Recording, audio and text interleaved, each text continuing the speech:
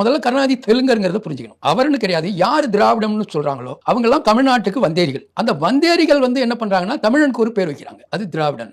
ஆந்திராவில் இருக்க தெலுங்குகள் தங்களை திராவிடர்களா ஏத்துக்கிறது இல்லை, கன்னடாவில் இருக்கக்கூடிய கன்னடர்கள் தங்களை திராவிடர்களா ஏத்துக்கிறது இல்லை, கேரளாவில் இருக்கக்கூடிய மலையாளிகள் தங்களை திராவிடர்களா. தமிழ்நாட்டில் வந்தாங்கல்ல இந்த வந்தேரிகள், இவங்க தங்களை திராவிடர்கள் சொல்லிட்டா சிக்கல் கிடையாது. இவங்க ஒட்டுமொத்த தமிழகத்துக்கும் இவங்க ஒரு புது பேர் வைக்கிறாங்க. அந்த புது பேர் தான் அந்த திராவிடர். இந்த திராவிடர்கள் இந்த கருத்து உள்ளவங்க என்ன பண்றாங்கன்னா தமிழை இழிவுபடுத்துறாங்க. ஈவராவை பொறுத்தவரையும் தமிழை மிக மிக கேவலமா இழிவுபடுத்துறது. தமிழே முட்டா பசங்க பாஷை, கத்துமிழாண்டிங்க பாஷை நான் சொன்ன போது குதிச்சாங்க எல்லா பயிலும்.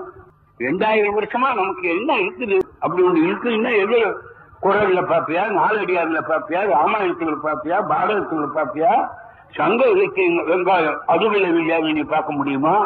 பயிலு எடுத்துக்கிட்டானா பாப்பானோட அண்ணாவன். முட்டா பசங்க தானே நம்ம பெரியவங்க, காட்டுமிராண்டிகள் தானே நம்ம பெரியவங்க. அன்னைக்கு எவனுக்கு அறிவு இருந்தது? எவனுக்கு 2000 வருஷத்துக்கு முன்ன அறிவு இருந்திருக்க முடியும்?